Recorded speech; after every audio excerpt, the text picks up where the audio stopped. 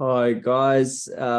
Some of you know me, some of you maybe don't. My name's Silas. I'm farm manager at FAI on the edge of Oxford. Not really too much about me, but I guess I've been kind of involved in pasture for life and managing what I would call regeneratively, basically organically, low input outwintered for 10 years. Background is family dairy farms in New Zealand. So it's always been grass, nitrogen, sunlight, water, and no sheds. All of the pictures you'll see are my own of farms that I've managed. And yeah, it's a big topic, grazing planning. And it's something that when you get good at it, you can whack one up in 10 minutes, or you could spend days over it, depending on how much depth you want to go into. So obviously we've got about an hour or so today. Yeah, hopefully I can answer lots of questions. And if not, we might just have to delve a bit deeper in your Q's and A's. So let's start.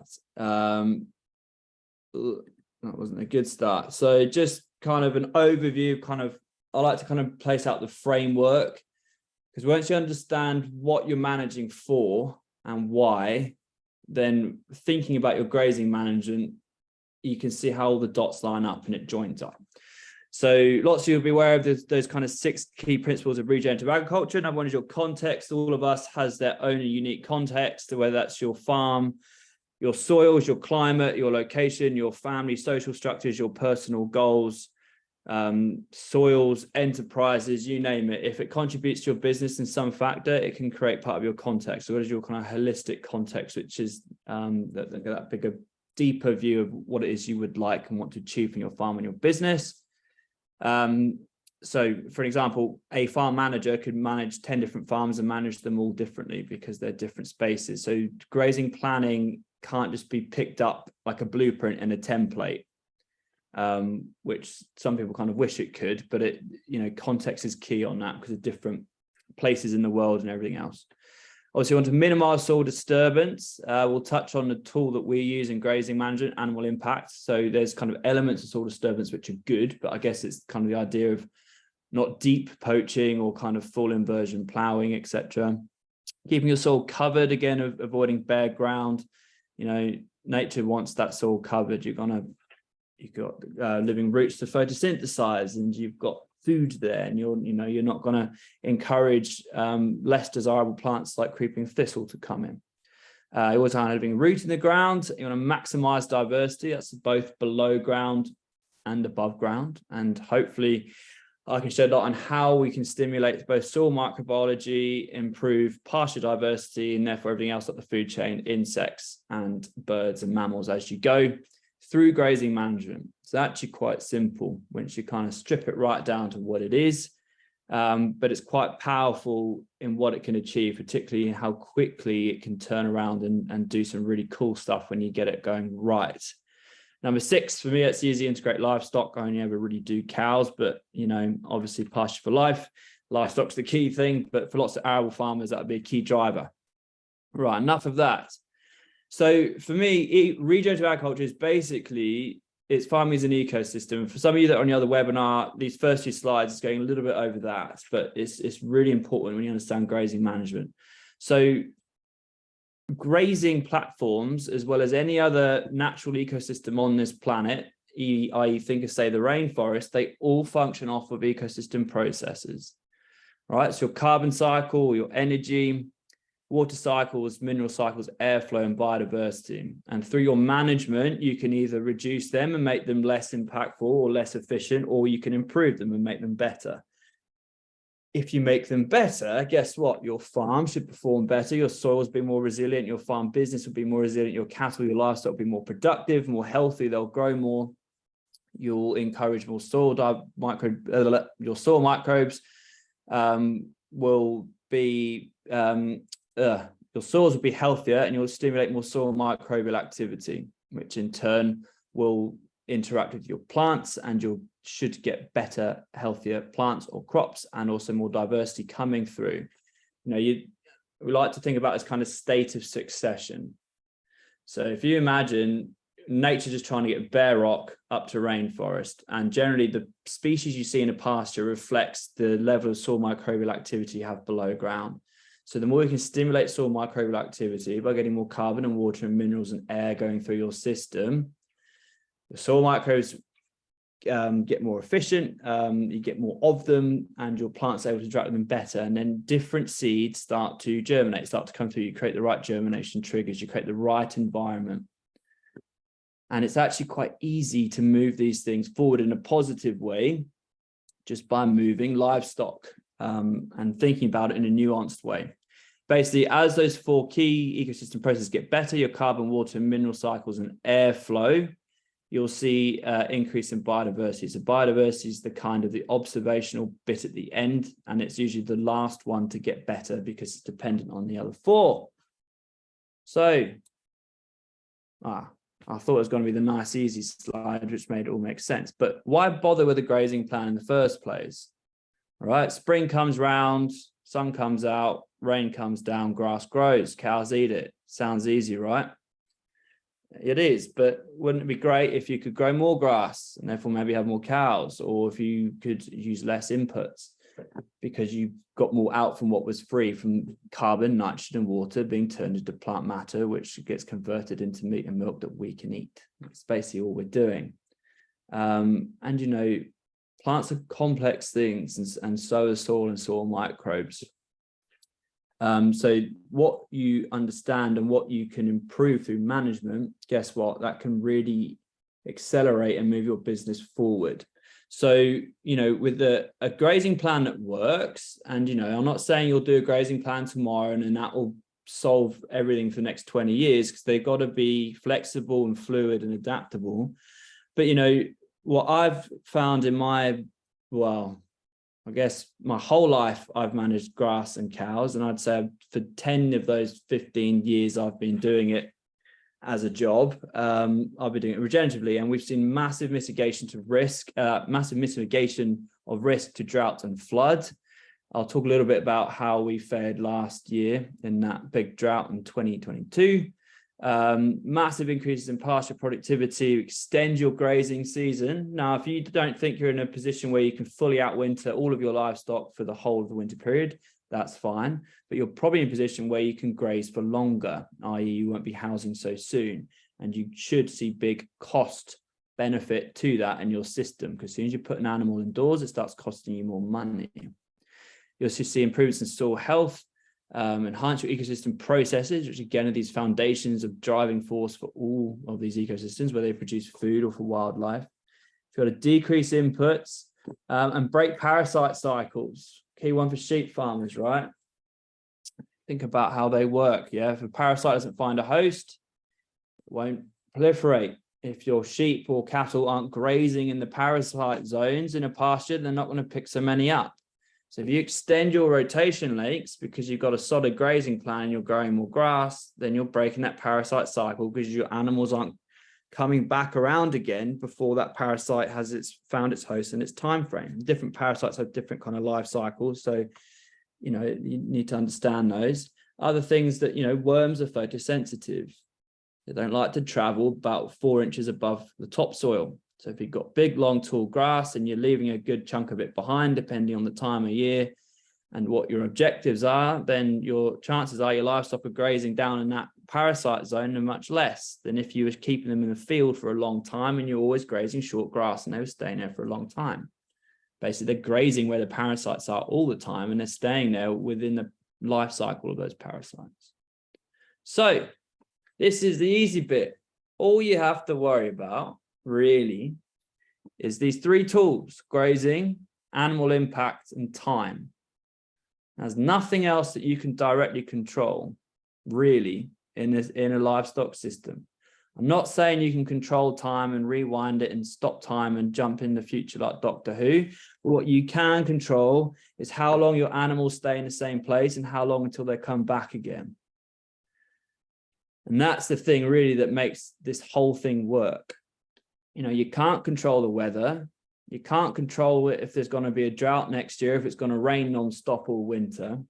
Can't control the cost of feed and fuel and fertilizer or anything else, all the big things going on in the world. So don't really worry about them. Understand them and manage and mitigate your risk to deal with them. Put your energy into understanding those three things: grazing, animal impact, and time. How can you use those to make your farm more productive and your cattle or sheep perform better? And essentially all you're doing, or I do, bear in mind what I'm talking about today, right? This is my experience of how I've made it work. Some of you might have different experiences, but I use electric fencing and I put it all up on the back of a quad bike, and I can basically dictate how the animals interact through grazing. Yeah. So if you imagine you've got a whole bit of a plant, how the animal grazes, i.e., does it just take a bit off the top? Does it graze it right down to the ground? Does it come back for a second bite on that plant? All of these different ways the animal might graze and take that plant away, going to trigger response in that plant. This is really key for me, especially in the spring, because if you bugger it up, then you almost put yourself where you have put yourself on the back foot for the rest of the year. Animal impact.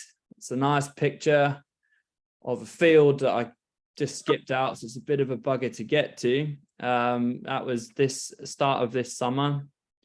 You know, I don't really worry about trampling pasture until the autumn and winter, but the best thing for that really was just to get some of it whacked down on the ground. And that's a tool. So animal impact is basically anything the animal does that isn't grazing. So that's trampling. That's the hoof prints in the ground. So as an element of that, you know, poaching, for example, or deep pugging, that is too much animal impact. That's animals staying in the same place for too long in bad weather, and it causes damage that you're going to have to fix. A good amount of animal impact is using your stocking density to dictate or try and manage the amount of hoof pressure on your soil without it being too much. That causes a problem, because a hoof print is basically a germination trigger, right? This is the same in arable systems. You go and seed a crop and you go with a great big bloody roller and you roll your soil because you need soil contact on your seed. So in a huge big field that you've not diced up into smaller sections, you're going to get too much animal impact in certain areas, like under the trees and around the water trough and the gateway where they congregate. And there's too much nutrients, there's too much hooves, and there's also overgrazing going on. So that's an example of when grazing is not being done properly and there's too much animal impact and not enough animal impact in other parts of that field. So when you manage those your electric fencing to try and direct it for a specific reason. So when we talk about grazing management, again, it's not a template. So we'll treat different fields differently because maybe some are performing better than others, or some's got like a little problem patch. So I'll come on later to things like cell design and shape. Perhaps in a cell, when I say a cell, that is a section of pasture that my animals will be in for a certain amount of time. And those cell sizes and shapes and the time, that all changes on different times of the year. But say I created a bottleneck in that cell to get them from one side to the other because I wanted to increase animal impact on, say, a patch of, I don't know, docks or thistles or something, I just make the fence narrower, or I put the water on one side of it and have the gate on the other side, and it's going to increase and make the animal impact denser in a very specific part of one field across a big farm. You can also think about animal impact as being across every square meter of your farm. Some of you that have been here would have seen our parkland. You know, we're getting very even animal impact because we put everything in half a hectare cell for 24 hours across a whole winter. So every bit gets the same amount of treatment, but you can use it as a directive tool. Again, you can put a straw bale there on a pile of stinging nettles, for example. Stinging nettles love nitrates. Guess what? Nitrogen to carbon ratios, put some more carbon there. You're going to help balance out that carbon to nitrogen ratio in your soil. And maybe using animals to use animal impact to trample some of that in might help balance out that ratio, and you'll start seeing things like nettles disappearing a little bit more and other things coming through. Time, as I said, how long do you stay in the same place and how long until you come back again? So this is all to do with stocking densities and feed on offer. Basically, all grazing management is understanding demand and supply. So all it is, your animals need to eat something, and what they have on offer to eat is down to you based on the amount of space you give them and the amount of time you leave them there. But, you know, you don't want to be eating everything down to the ground, right? And you need to manage that differently at different times of the year as well. So rotation lengths for me are different in the spring, summer, autumn, and winter. And how long they stay in the cell might differ as well. So what is overgrazing? Overgrazing is simply a factor of time. Either stay in the same place for too long. One of my golden rules, again, I don't really stick to many rules because I never do the same thing. I never just copy and paste last year's grazing plan onto this year or previous farm onto this one or whatever. You know, they evolve and they adapt. But stay in the same place. One of my golden rules is in the growing season, I never stay in the same place for more than 4 days because the plants you graze on day 1 will start to regrow on day 4 and 5, and they'll be the ones, particularly sheep, will go back and look for because they're going to be higher in sugars, they'll be more palatable. They're exactly the plants you don't want to be grazing because that plant has already been grazed and it's using its energy to try and recover and grow back. And overgrazing is also when you then go and graze a plant again before it's fully recovered. ... hence coming back around again too quickly. So, you know,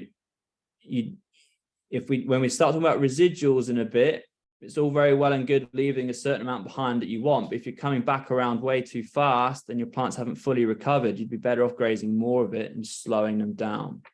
So there are the 2 ways you can overgraze. But again, that changes. You can't overgraze in the winter, really, particularly when it's cold. Plants aren't growing when the soil gets below about 7 degrees Celsius because your soil microbes fall asleep. They don't photosynthesize. There's not a lot going on. They do a little bit, right? If you graze a field at the start of winter, it'll start greening up by the end of it, even a few weeks later, but it's not fully growing. So when you get into these cold spells, you know, you could leave cows in the same place for multiple days in the winter. They're not going to overgraze, but what they might do is have too much animal impact, especially if it's wet. But in the spring, right, things are growing like mad. So you can get away with a shorter rotation because it's when they're the most energetic. They've got the fastest growth rate. So, you know, it's really understanding the seasonality of what's going on in your soils and your pastures and matching that to the demand of your cattle. You know, other golden rules, as I said, don't kind of come around again for your plants to have recovered. You know, think about the tillering stages of plants as well. A lot of people talk about kind of going in on particularly things like ryegrasses. We're on like the 3 tiller stage with their tetrapoid or whatever it's called. It's a bit crap at science, I never remember these terms. But actually, if you go in on 4th leaf stage, leaf 1 is died off and that's kind of gone brown. That's actually how you can start building that humus there on your soils, and also adds in a bit of fiber, which is key in the spring because it will hold up that really green, high sugar, high protein stuff that just shoots out the back end.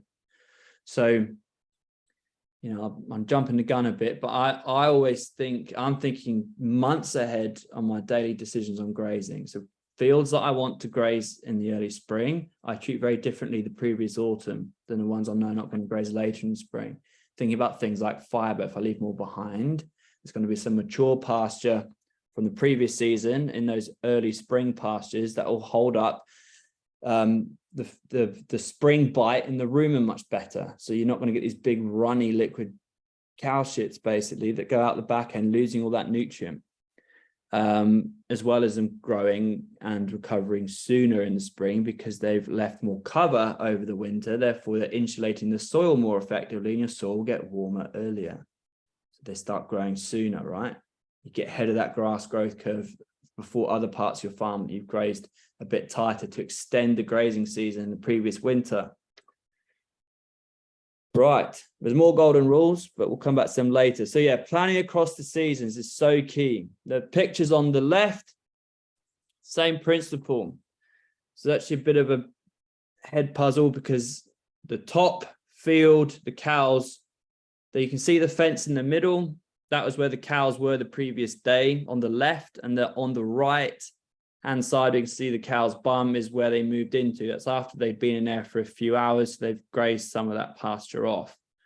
On the bottom picture in the spring, it's the other way around. They've actually left the cell on the right and they've just moved into the other side of the fence on the left. But in this bottom picture in the spring, they hardly look any different, right? A lot of people would look at that cell on the right and go, you know, well, they've not grazed it, or I could leave them there for another however many days. If you think, what are your pastures and plants trying to do every year? They wake up in the spring and the ground warms up and they get a nice bit of heat and it rains. And all they're really trying to do is reproduce, right? They're putting their energy and they want to grow into a big, healthy plant that interacts with the soil microbiology and get its roots down nice and deep to access nutrients and water. And if you come along with your cows and you graze it too tight and you keep your animals there and you come back around again too quickly, or even worse, you just leave them there, every time that plant is trying to regrow, you're putting too much grazing pressure on it. And when that plant gets too much grazing pressure on it, it kind of goes into panic mode, and then it will use its energy even from its root reserves instead of the free energy it's getting from photosynthesis. Because if you're on my last seminar, we spoke a lot about, you know, how those ecosystem processes actually work. And you just think, you know, pasture is a solar panel, right? So the more of it you grow, the bigger the biomass, the bigger the solar panel, the more carbon and energy you get going through your system. Also, obviously, that the biomass above ground that will hold on to and trap onto water when it rains, and it won't evaporate and transpire when the sun comes out after, and it'll slow it down so it doesn't just rush down the hill. Mix that with the deeper root structures you have with taller pastures, you get more of that energy and carbon into the soil. You get that water deeper down, or also access water further down. You know, essentially that's, and it's similar kind of dynamics with the mineral cycle and airflow. I won't go into that too much. We covered that in a lot of detail in the previous webinar. But when you take that solar panel out early in the spring, then your pasture plants have got a very limited capacity to photosynthesize. Therefore, they've got to get their energy from somewhere, and they use it from like their root reserves. And then what you often see is these little short stumpy pasture plants with these little short premature seed heads, because you've made the plants go into panic mode by putting too much grazing pressure on too early. Whereas if you don't do that, they're going to put their energy, they're going to snowball and compound all that energy and water they're getting through by leaving more behind, and they're going to keep growing and filling out, increasing biomass, you know, getting denser, reducing bare ground. And that's how you snowball your grass growth production curve to get it to the highest point it will go, and then it will plateau out, and that's what gets you through the rest of winter. So if you overgraze in the spring, basically, the grass growth production curve of your farm for that year will be stunted, and you'll really struggle to make it back. With slightly different management in the spring, your grass growth production curve will get further and higher, and then you've got a bigger chunk of, I guess it's like capital in the bank to get you through the rest of the year. And that could be a tricky drought, or it could be winter if you're planning to outwinter. Because if you grazed it all off in April, May, June, grazed it too tight, and you've got these little short plants with seed heads, and you go and get a drought like last year, then you know, nothing's going to grow very quickly, because there's a lot more bare ground. Your ground will get harder. Your root systems are shallower and less resilient. So, you know, I'll touch on how we dealt with the drought last year. So for me in the spring, I basically just skim. I do all the maths on this, which we'll go over in a bit. But again, the maths aren't a blueprint. It's an example of how I do it on this farm I'm at now. So in the spring, I skim, just take the tops off, because then your grazing event doesn't trigger a panic response in the plant. It barely notices it's been grazed. It will just keep growing and snowballing, more and more biomass, more and more grass. But obviously, if you're skimming it, you're taking less feed per day, per cell. Obviously, the amount of feed you're taking is the same, but the amount of feed you're taking across the whole cell is less. So all you're doing, remember, is using your electric fencing to dictate stocking density, i.e. how many animals are in a set space and how long are they there for.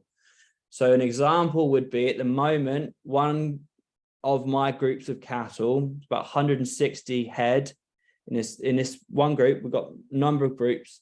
They're in half a hectare a day with bales. In the spring, the same group of animals are in 3 hectares per day, 6 times more space. Difference is in the spring, I'm taking about 25%. In the winter, I'm aiming to take 75 because nothing can get overgrazed. Just you need to snowball that in the spring, right? Summer, you'll see some pictures in a bit. You know, we get grass that is taller than me. I have one of my vet who said I could take the picture, and it is taller than her, but I didn't put it in the presentation because I didn't say I was going to use it for a presentation. But I have got a picture of our quad bike, and you can't see it, you know, because we've not slowed down that grass growth. And what we've seen is species of grasses like cocksfoot and tall fescue, all these amazingly drought resilient species are just coming back so fast, and they're the ones that give us a lot of that height and also dry matter. So we'll get onto the mass in a bit, but I always work, you know, and this goes against a lot of the kind of, I don't know, some of the other regen tuition, talking in animal days and stuff. I personally don't like that. I work in kilos of dry matter a hectare. It's all metric, right? And I work on kilos of dry matter demand in terms of a herd feed requirement. Guess what? Liters of water, kilos of live weight gained a day, kilos of butter fats and milk, liters of milk. It all stacks up. You can measure and you compare. So, you know, I'm not guessing here. I do maths, and this is where the grazing plan comes in, but then I'm adaptive and reactive, and when you need to observe. In the summer, again, I'll aim to take more of the pasture, but by then there's much more feed per hectare because it's snowballed all the way up to its maximum potential because I've not overgrazed in the spring. Obviously, in the summer, it didn't really happen this year because we didn't stop raining. So we kind of had spring and then autumn pasture without really a summer pasture gap where it gets a bit more brown and dry.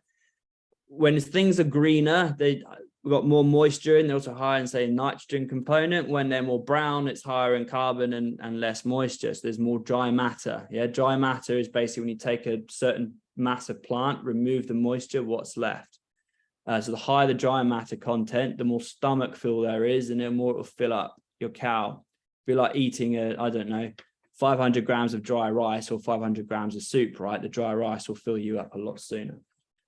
It's a bad analogy, but I think hopefully you understand it.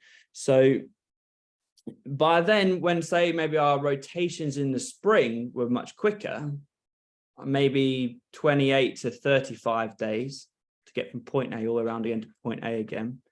In the summer, when there's more feed there per hectare, and the feed that is there is higher in dry matter, then your rotation, if you're going to say use a mass goes from 25% in the spring, we're going to take 50% in the summer, it gets more, it compounds down to be more than just simply halving the size of the cell, because there's more there in the first place, plus the high utilization. So our rotations in the summer can hit to like 60, 70, 80, even 90 days. So we got through that drought last year on 1.5 rotations. We still left half behind. I'll talk more about a drought in a bit. And all of you will know your farm differently, right? You'll understand what parts of your farm perform better at different times of the year, which parts might be too wet at certain times of the year, where you like to carb. I'm still lazy. We don't really get calving problems. I've pulled 1 calf out in 3 years, and I think that's the first calf that's been pulled out in about 7, but I still bring all the cows nearer to the sheds instead of having them all down the dual carriageway. If there's a problem, it's more of a nightmare to get them out. So these are all the things you need to think about when putting together your grazing plan. Is how's it going to work for you, and what parts of your farm will lend themselves to different times of the year. In an ideal world, so I like this rule of disruption, it's shaking things up, but not always doing things at the same time. So where you might graze in the spring, summer, autumn, and winter, try and move it around. Where I am at the moment, it's a floodplain, so I can't plan to graze there in the winter because the chance I would be underwater. So it narrows my options down. If you don't have that same context and you've got more flexibility, then great, try and use it. So you essentially want to use grazing animal impact and time for a positive impact and not a negative, because they can also have the same opposite reaction, where too much of any of those can make your whole system unravel. And then you're kind of plugging costs to get your animals through a tricky time or through the winter. What I better check time so I can talk about this for ages. I did warn you guys. So cool, we've still got half an hour. What do we need to making a plan? So it's key that everybody who's on the farm that's going to be doing this, that needs to contribute in some way, is involved. Because A, they need to understand it and agree with it, but also they see different things. It's a different perspective. So, you know, we might say, oh, you know, we did this and that last year in this specific field. And I noticed that this one half of the field or that patch was, you know, wasn't performing great, or there's a patch of something there we don't like. Cool, we'll factor that into our grazing plan. Be like, right, well, we'll skip that half of the field out in the spring to give it an extra long rest. Or maybe we'll create a bottleneck or change our cell design or the direction the cows are going around to try and create a different event of animal impact where, you know, they might trample it more or less. As I say, I don't really think about trampling too much at all, really, in the spring or summer, unless I'm doing it very directedly on purpose in a specific place. I do that more in the winter, because in the winter, you can still manage for your ecosystem processes. You just do it in a very different way. Spring and summer and early autumn, it's all about growing as much pasture as possible, not just because that's your feed for the year, but that also is your solar panel and your big, massive water sponge. In the winter, things aren't photosynthesizing, so what you can do is trample physical carbon into the top layer of the soil by using your cows and unrolling things like hay bales and getting that stockpile pasture in. Start building that humus layer and feeding your soil microbiology from the top, instead of thinking about your liquid carbon pathway of photosynthesis in the growing season. So, you know, there's the famous thing that people say, leave a third, trample a third, graze a third. For me, yeah, that would work, but I like to go more nuanced and targeted than that. You need to understand your livestock numbers, your stocking rate, and the weights of those animals. You can't calculate the feed requirement of your herd if you don't understand how much they weigh. A 1-ton cow is hungrier than a 500-kilo cow.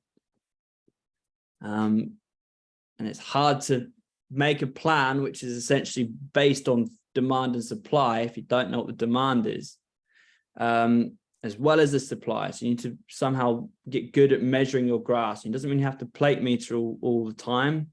I just plate meter in the spring, mainly because from mid-June onwards, our pastures are tall and dense for the plate meters to even work. But I know if I get it right in the spring, I'm set up for the rest of the year. And if my maths and my grazing plan weren't perfect that I did 6 months earlier, because who knows, maybe there was a drought in the spring I didn't know about, I've already kind of factored that in.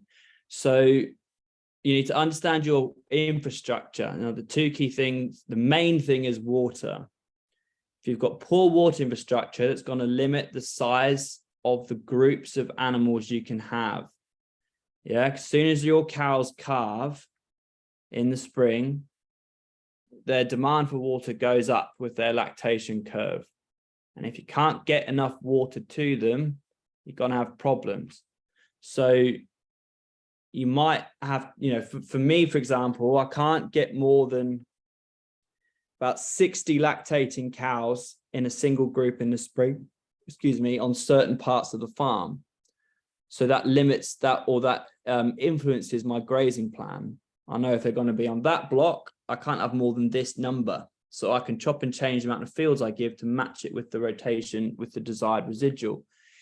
In the winter, where we go and put up into the parklands, and also when I graze the parkland in the summer, I know I can have as big a group of animals as I want, because we've invested in the water infrastructure to have much bigger pipes, so there's less friction and more flow, with a pump that has got the kind of cojones to match the water pipe infrastructure, if that makes sense.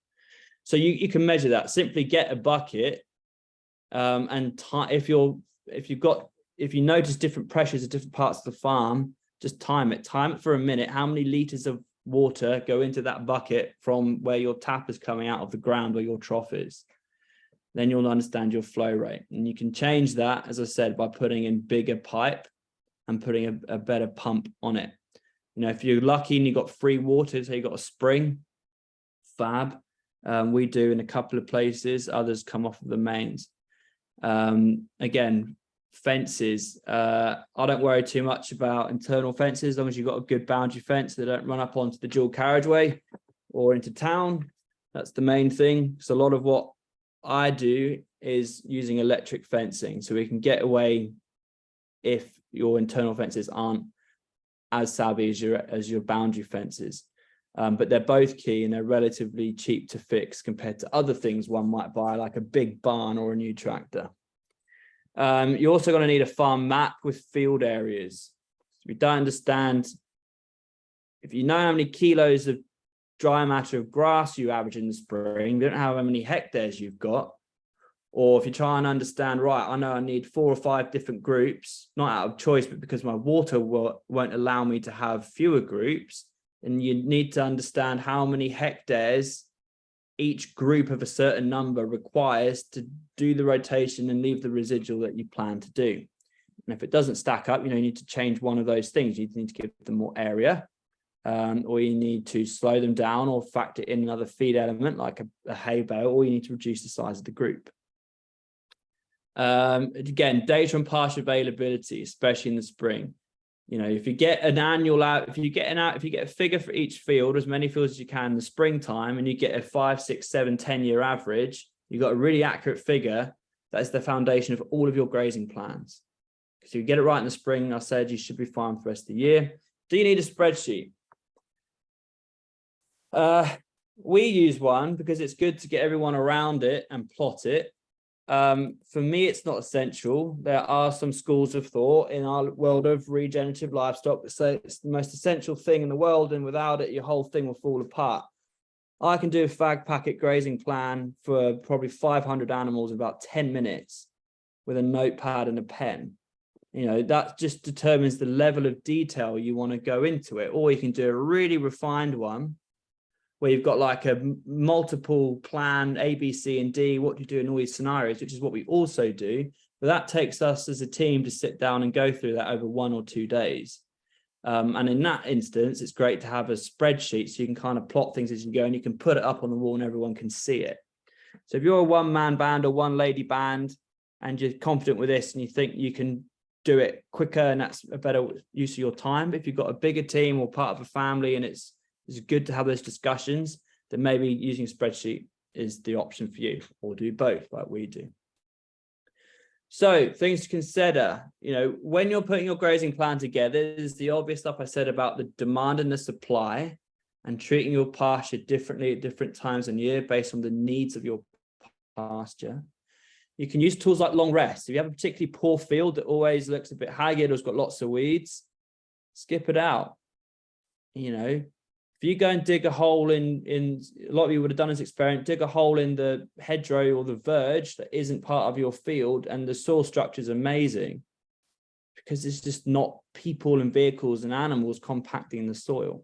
And you can reverse compaction by growing denser and more pasture, because roots physically break up soil structure. They've got a huge amount of PSI going through a grass root. But yeah, use long rest to get those root structures down and to let that pasture cycle as much carbon and energy and trap on as much water as possible. Then you can come around again. You can even skip a field out for a whole year if you want to. Deferred grazing. If your demand starts by far exceeding your supply, then push some fields out of the rotation. You can keep them in the bank if you get whacked with a drought later in the year, or you can cut them for hay. And you've got conserved forage, increasing your flexibility, or you can sell it. If you're planning to outwinter, you got to think about that, as I say, in the spring. There's no use thinking in November, right, we're going to outwinter this year, let's go.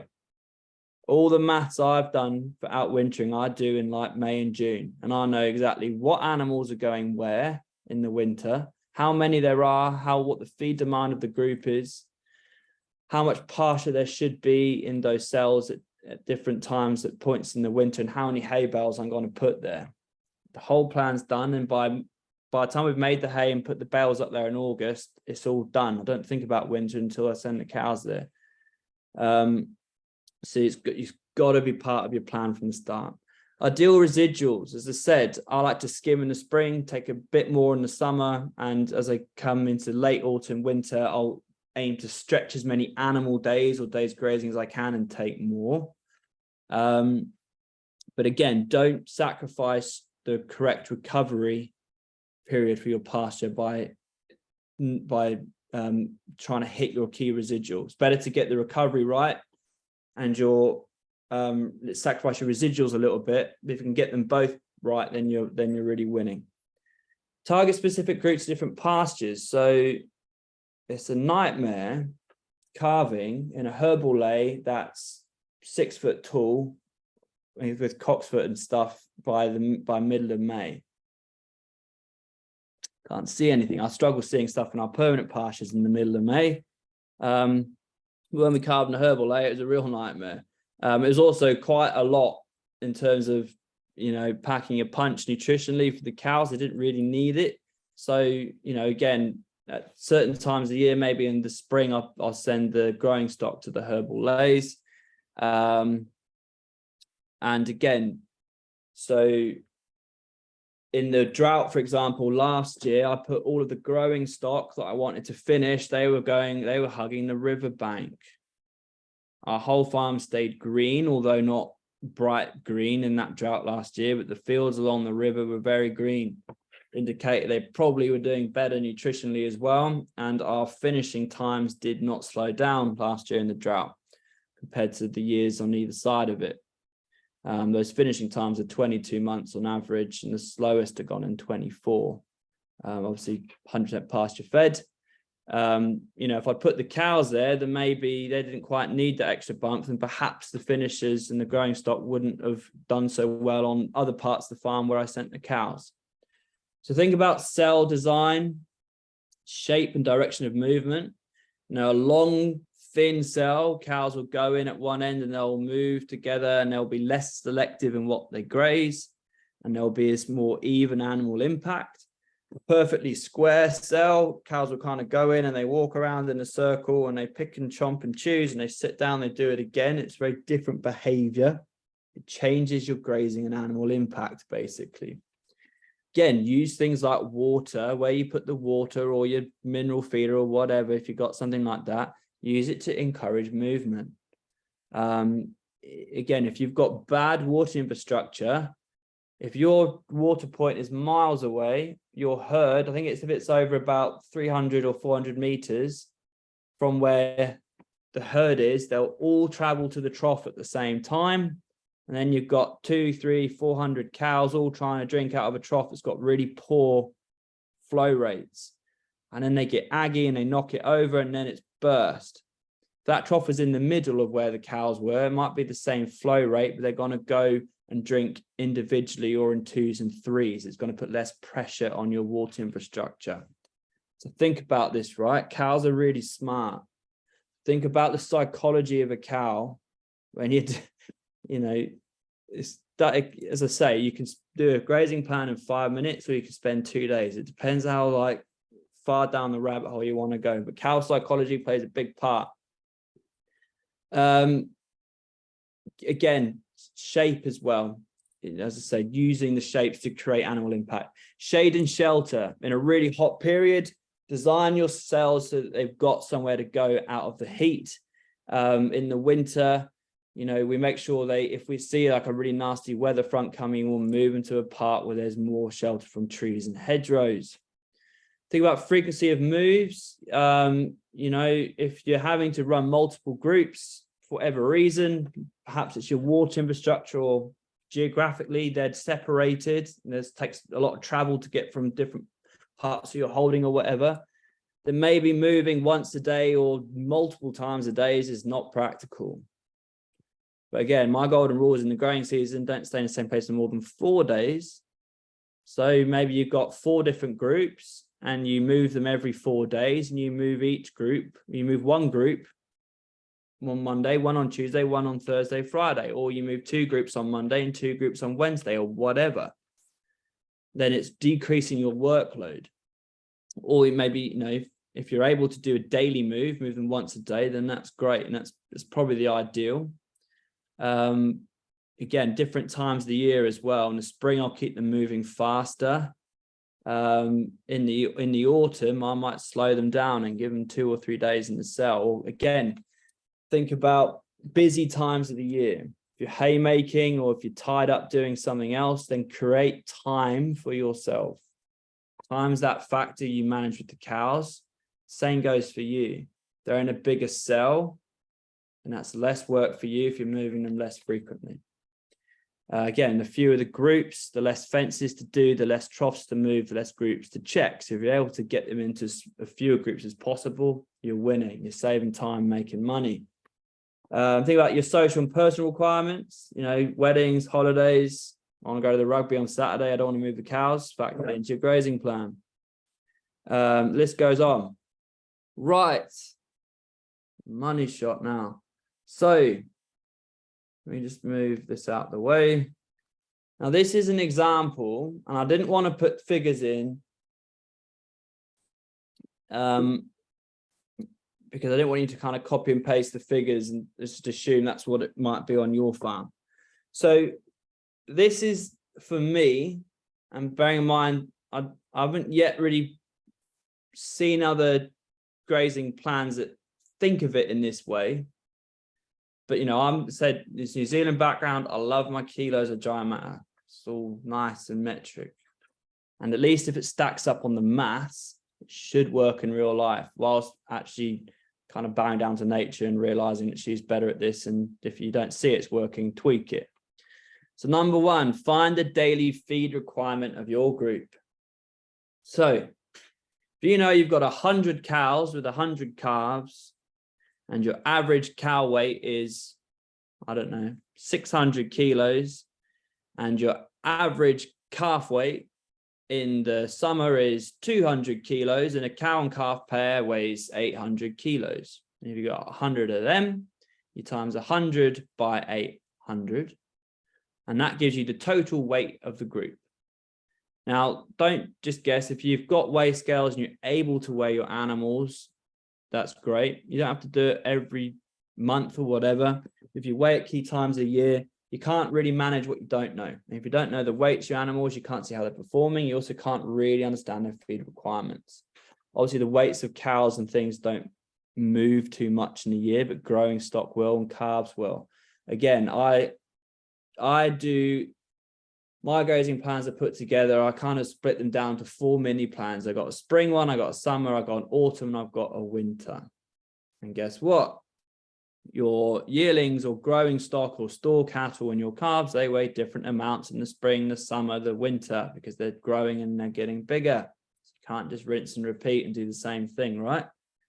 Again, take an average figure. You don't want to get, they're putting on a kilo a day, so a month later they're 30 kilos heavier. I just go, right, if they're this weight at the start of spring and this weight at the end, I go straight down the middle and I just get an average figure on those growing stock. So when you've got the total weight of the herd, then it's basically 3% of that total weight is their daily feed requirement in dry matter. So if you gave them 10 kilos of feed, that might not be enough if they needed 10 kilos of dry matter. Yeah. So if hay, for example, is about 80% dry matter. So if you have 100 kilos of hay, 80 kilos of that is dry matter.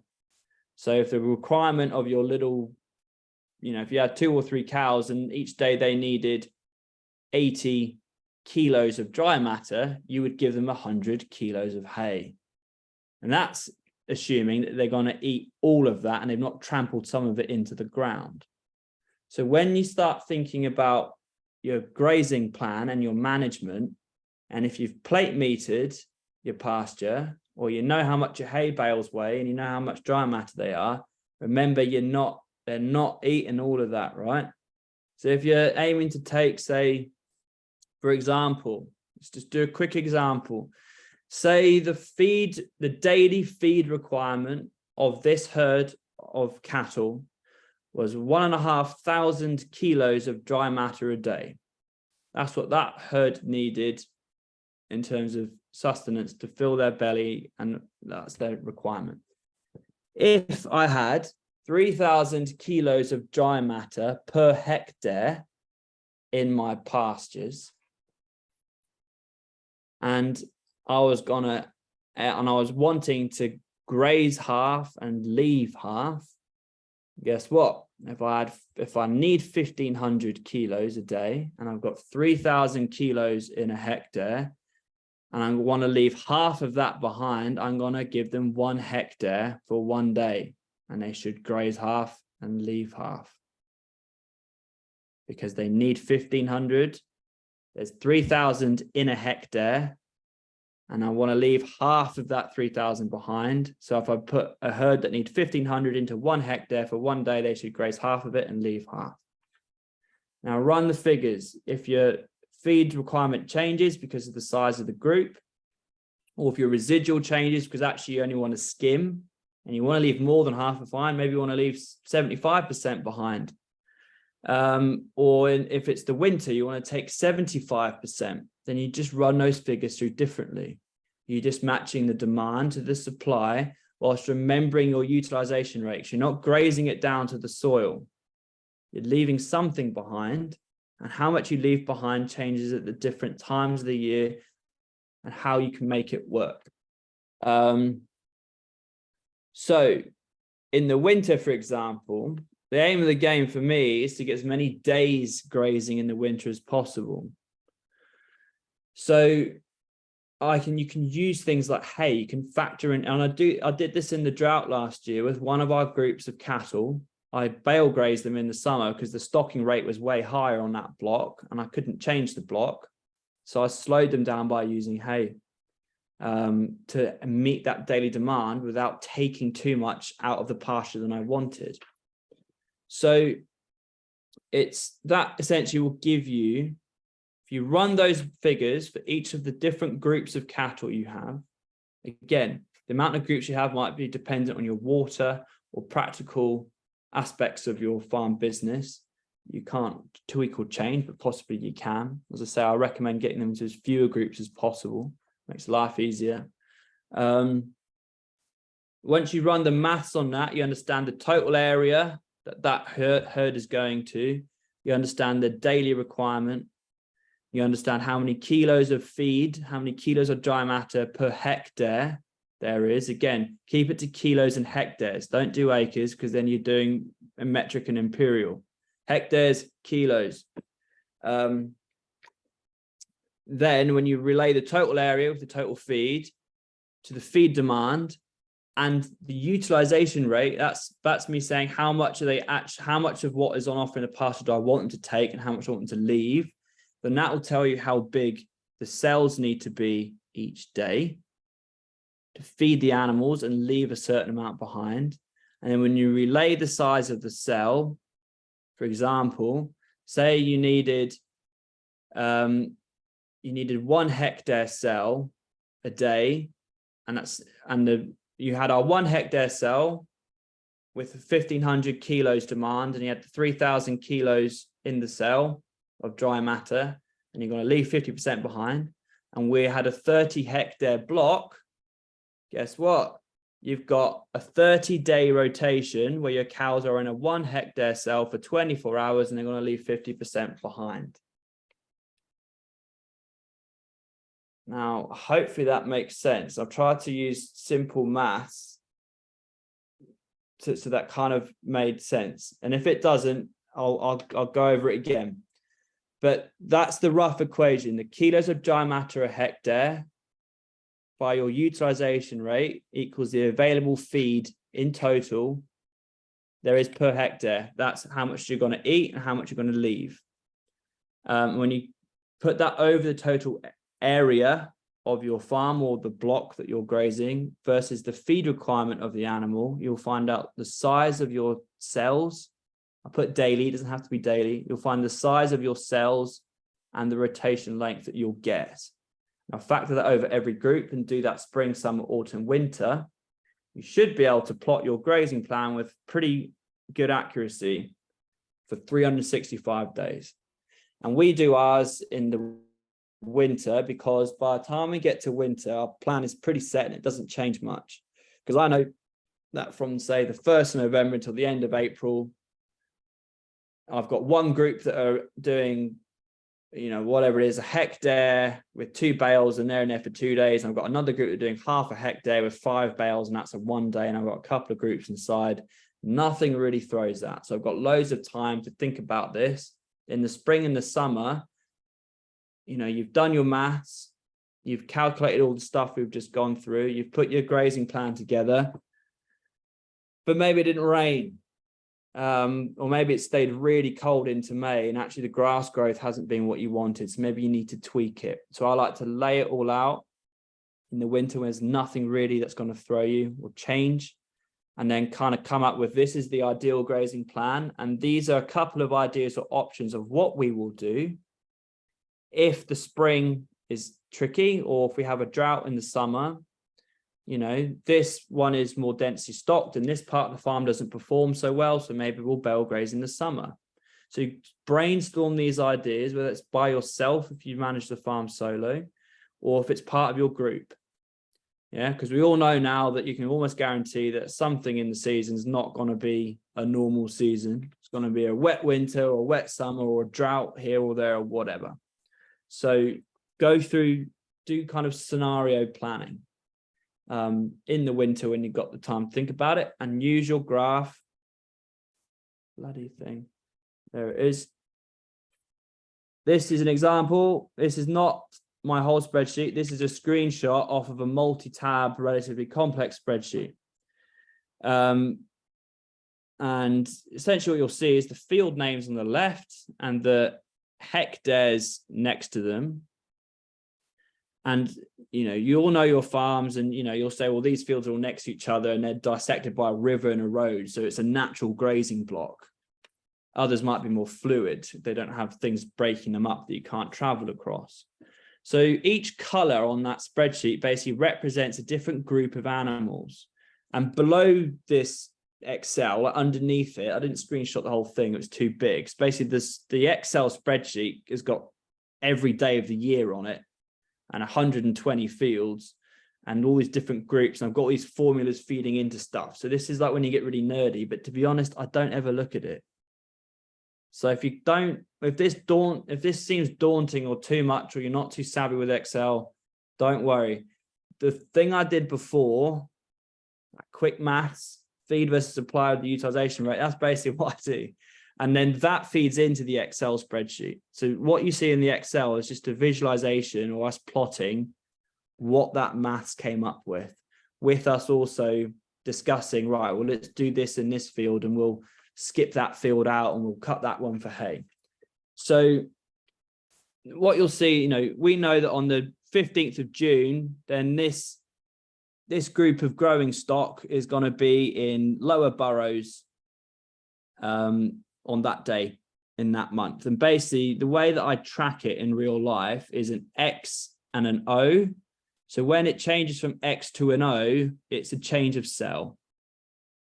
So if you're wondering what that is, that's just me noting, you know, if it goes XO, XO, XO, then that is a 1 day move, one cell than the next each day. If it was like XXX, OOO, then it would be in the same cell for 3 days before moving to the other one. So that's all that means. But, you know, if you print this out and you can stick it on the wall, and it kind of creates a little bit of stability and certainty, and anyone can come in that has to manage the livestock. And if, you know, if perhaps you're the one that's most savvy with this stuff and you've got a few more junior people in your team, if you're on holiday for a couple of months, not a couple of months, I wish, couple of weeks at best, and things start going wrong, they can come in and look at it and go, oh yeah, I remember now, we're meant to send these cows to that part of the farm, and well, that didn't quite work, and maybe we can send them here, and you can see it. So think about how you best learn and what works for you, and do what you find best. As I say, it's not, in my opinion, crucial. One of the best underrated things, get a farm map, an actual map, a ruler and a pencil, draw your bloody cells on it. Love that. You can even scribble on it where your water points are and all sorts. You can create bicycle wheel cells, or maybe it's like a chessboard. You can really visualize it then, because this is, you're looking at kind of cells and things on an Excel. You actually have a farm map on the wall. You can even color code it for different groups. That works great as well, and it's more fun. Right. Everyone says, what about weeds? What do we do? So what you got to think, all right? And again, this is a deep topic. People have done a whole series of webinars on weeds.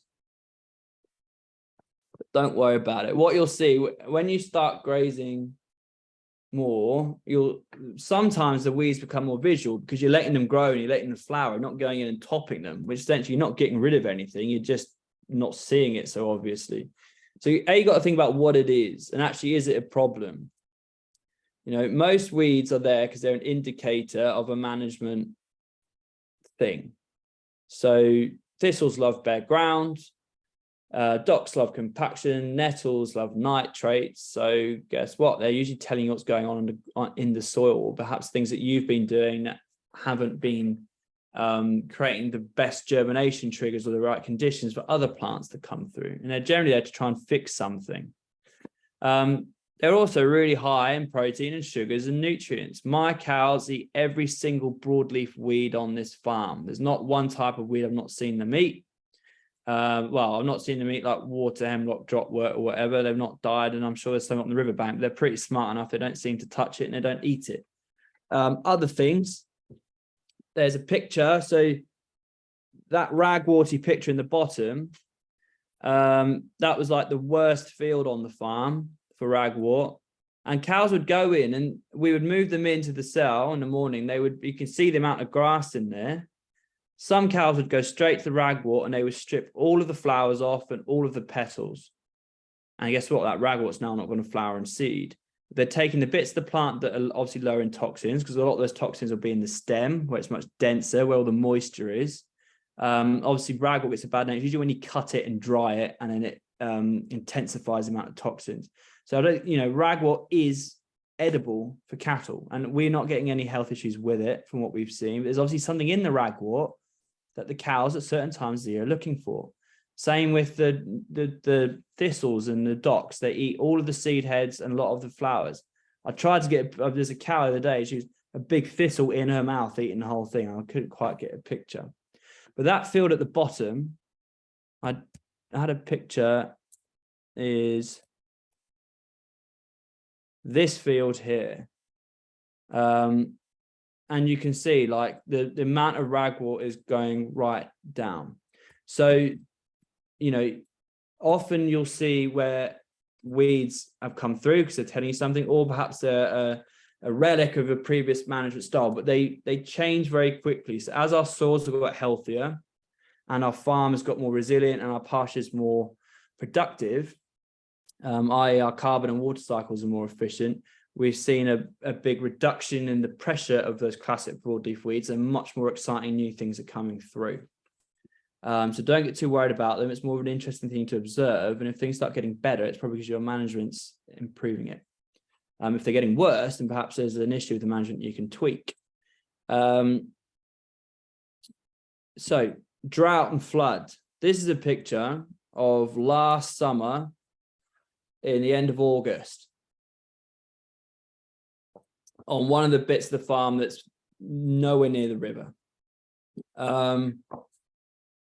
And it didn't rain on this farm. I think it was like the very first few days of June until the 14th of September. Not a drop of rain, but we were walking through our pastures. It was still relatively green, and there was a good amount of bite in there, and they were humming and thrumming and noisy with insects, full of birds. As I said, our cows performed in terms of the data on daily live weight gains, fertility, all of that stuff. None of it dropped. None of it was worse than the year before, and it wasn't worse than this year when we had that very wet winter and everything was lush and green. And this is a result of the grazing management and how we'd set things up in the spring, and it got us through this tricky period. So the left of that fence is where the cows have come out of, and obviously they've gone into the right-hand side. And this is actually the second graze this field. This is the third graze that field had that season. It was grazed in the spring and it was grazed in the early summer. And then this is a third graze, at the end of summer. I think it was then grazed a fourth time in the very end of autumn, pre-winter as well. And that is what I'm saying. In the spring, that's your insurance policy. That's when you're going to get all of that grass growth, that biomass. It's when you're growing and building your solar panel. That's when you're growing and building that density above ground that insulates your soil, keeps it cooler, keeps the water locked in. And what was so interesting is I had a group of farmers. It was actually in this very field. It must have been a few days. It might have even been the day I took that photo, actually. Again, everywhere, all our neighbors, it was like a brown and black golf course, dust bowl. I've actually got pictures from over the same hedgerow of our neighbor. He knows I do this and he lets us do it. And we actually compare soil samples and all sorts and bird counts and everything.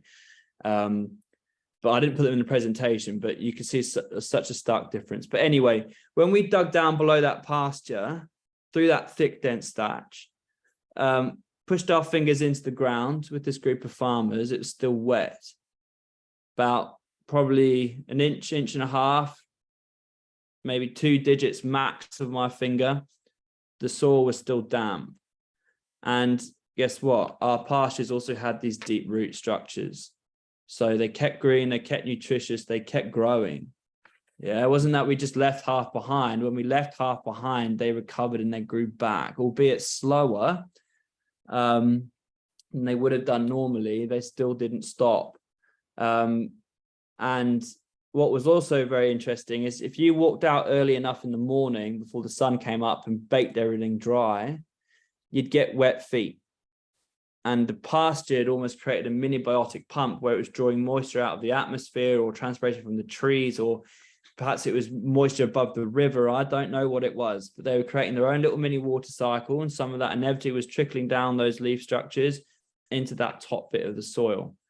And, you know, it didn't really phase us because in our grazing plan, we knew that we would go through our 30-day rotation in the spring. And by then we would have grown much more grass with more feed value. And we're going to take more of it.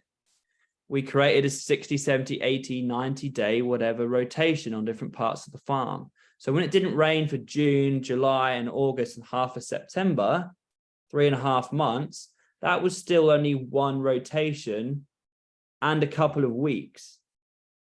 So I'd grazed it in the early summer, left half behind. It carried on growing, so it had access to moisture. And it almost looked the same on the end of August as it did in the start of the summer. And I could have gone around again, which I did do in the autumn, until I started grazing it even less. And I think for me, that was I had kind of doubt moments last year, worrying what we were going to do in that drought and whether the system would stack up and work, or whether that was kind of, we'd found our limit to where it could go. And I was surprised with what we saw. And, we've done it, before this farm used to bake hard and crack in the summer. It was like clay, everything would be brown, big, huge crevasses in the soil. In the winter, it'd all be waterlogged and flooded. And, now we're out wintering most of the livestock in a way that is regenerating that soil through the winter, not causing an issue. And we've gone through those droughts we had in the spring previous year and even this year a bit. And again, that big drought last year, and it's amazing how much resilience bounces back, and the effect that has on your, I guess even your mental health, your finances, the performance of your animals, the biodiversity, the insects, the birds, all of that. It didn't really take much of a hit. Again, so don't be surprised when these things come. They're inevitable. So plan for them in your grazing plan. Understand why you're doing things differently at different times of the year, and also what are some of the tools you have at your disposal when they start to happen. For instance, we always do something in the parkland in the summer. That's the area that we graze in the winter. We usually graze it again in June and July, or we cut it for hay or something. Last year, I had a gut feeling we were in for a real tricky summer, and I didn't actually do anything to it. I left it. I gave it a long rest. So I didn't want to graze it all off in the summer and then actually didn't grow back for the winter. Then we'd be in big trouble. So yeah, that was kind of a plan that I pulled the trigger on that early, and I'm glad we did. Be proactive. If I say, right, I'm a bit OCD and annoying and ADHD and all that stuff. I've done my maths and I've got this plan. Cool. 12 months of grazing sorted. I can forget about it. It's not quite right. Do your math so you feel confident, and then you'll find where there might be a problem and you can address it early. So be proactive. But when you're out on the ground doing it, you know, if you're aiming to leave half behind, but you're actually grazed the whole lot down to the ground, don't just carry on doing what you're doing, right? Be adaptive and tweak it. So be proactive in the long run and adaptive in the short term. But whilst understanding the decisions you're making, what impact might they have? So again, time factors are key, particularly when it's very wet. When it's really, really wet, or the worst one is when it snows and you get a snow thaw. It's a lot of moisture in a short amount of time. Give them more space, move them more frequently. Yeah, toy with that animal impact in space.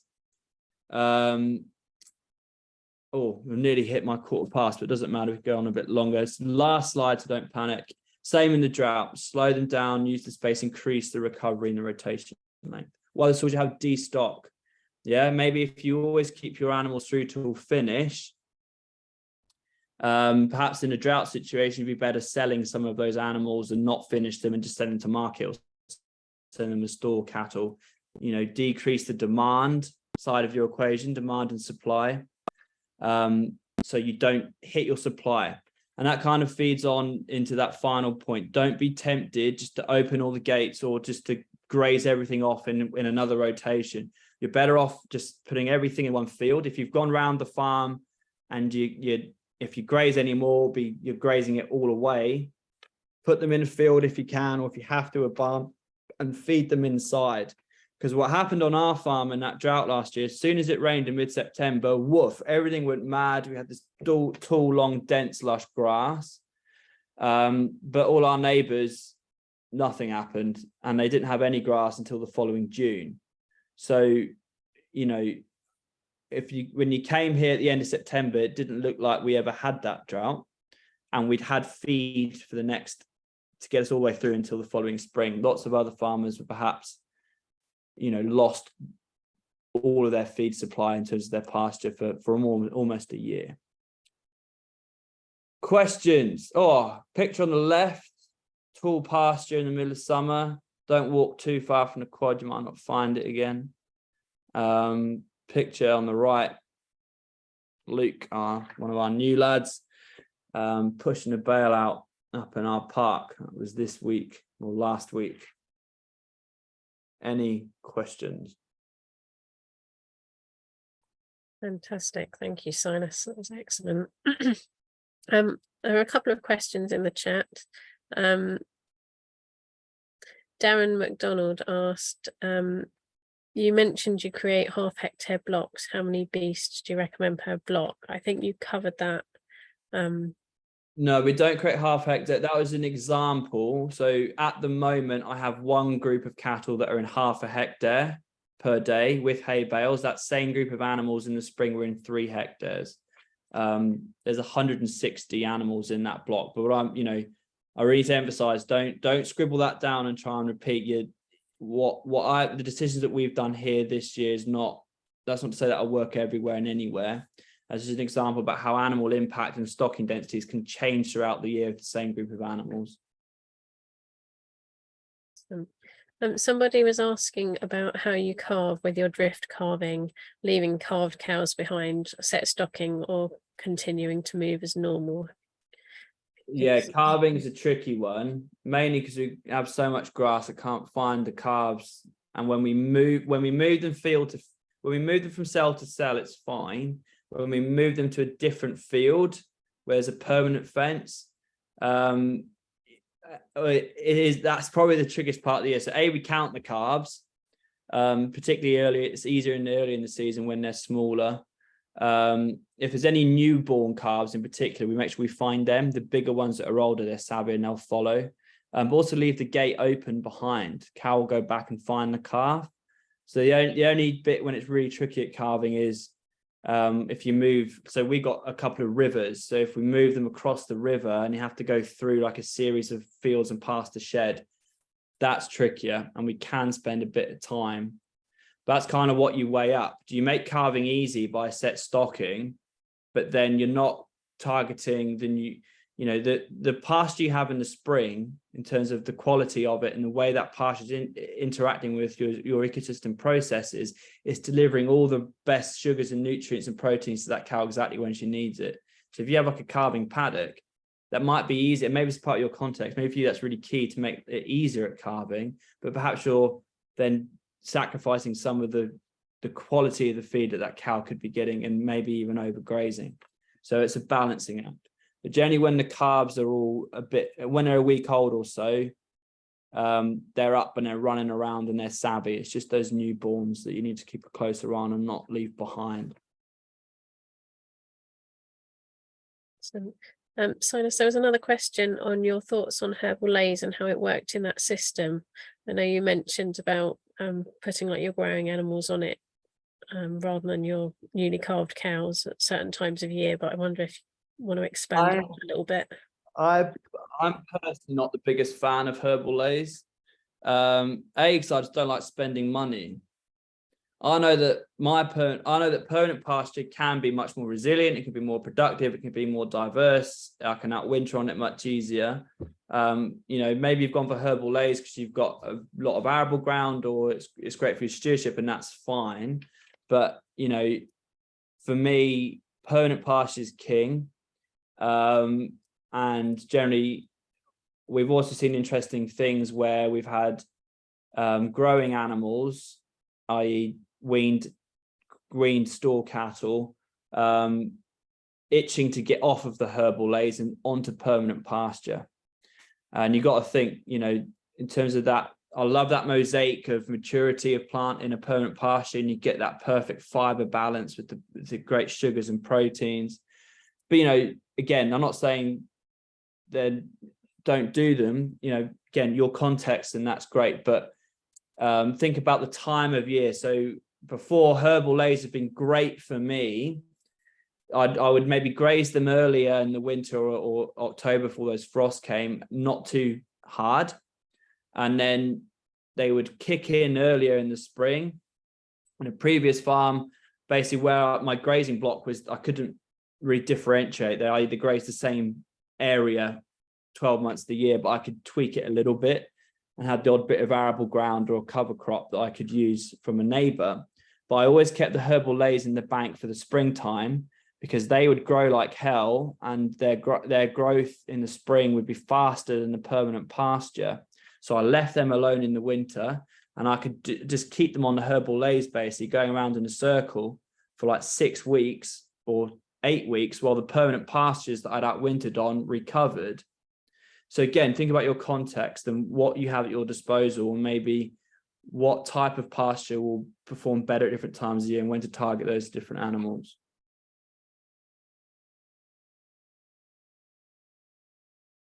You mentioned plate metering in the spring, Silas.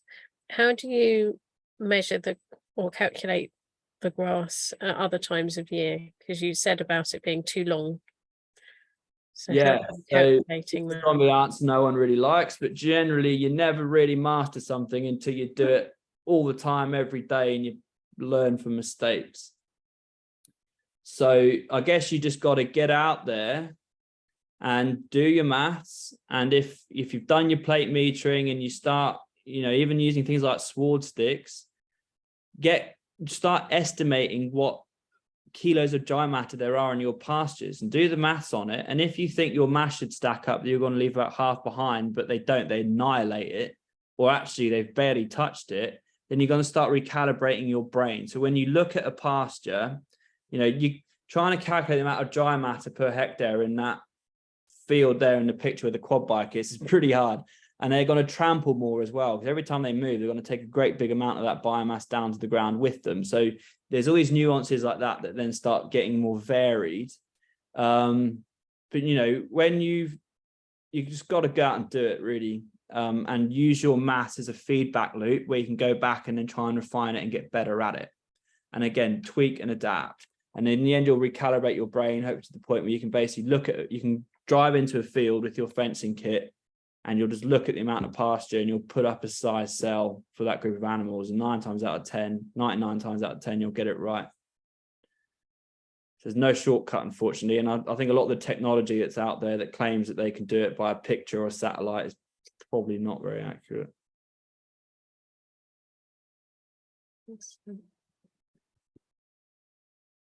I've got a couple more questions on here. If people are happy to stay on for a bit longer. If you do need to go, please feel free to do that.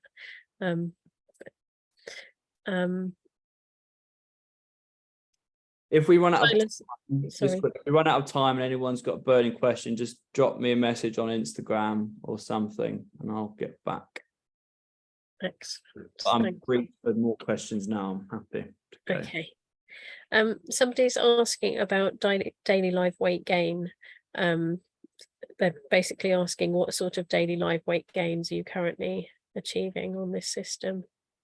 On this farm, our annual average for the lifetime is 0.9 of a kilo a day. And we basically end up finishing, the average age at finish is 22 months, and that's to an R4L or an O3 plus grading. The slowest animals have gone in 24, and the fastest ones we've sent have been 18 months.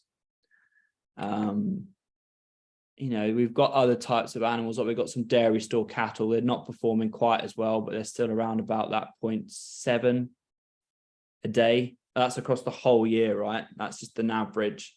Other times of the year, it's like 1.5 kilos. I've even had 2 kilos a day on some stuff on the individuals. Then other times of the year, it's been as low as like 0.3, 0.4 if you don't quite get it right. But the averages are about that. The key for me is more the finishing time, because if you've got an animal that weighs twice as much, and it takes twice as long to finish, but its daily live weight gains are quicker, then I'd rather have the animal that had a slower daily live weight gain that was gone a lot sooner, if that makes sense.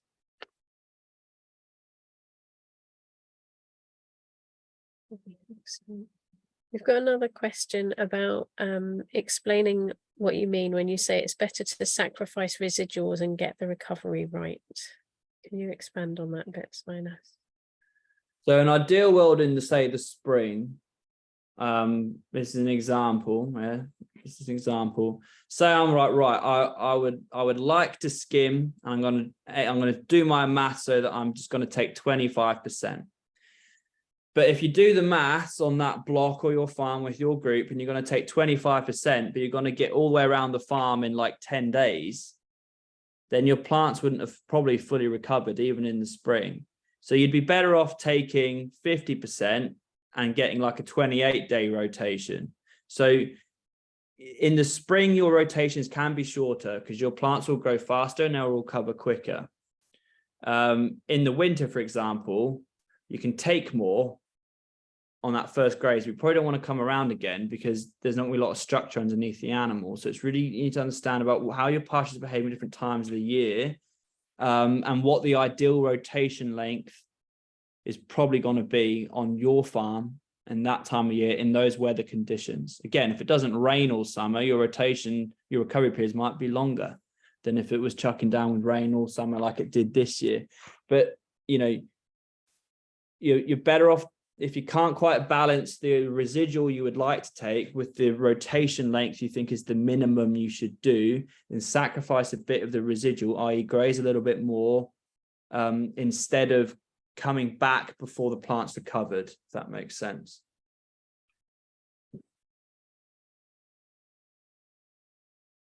Just a couple more questions that we've got in the chat.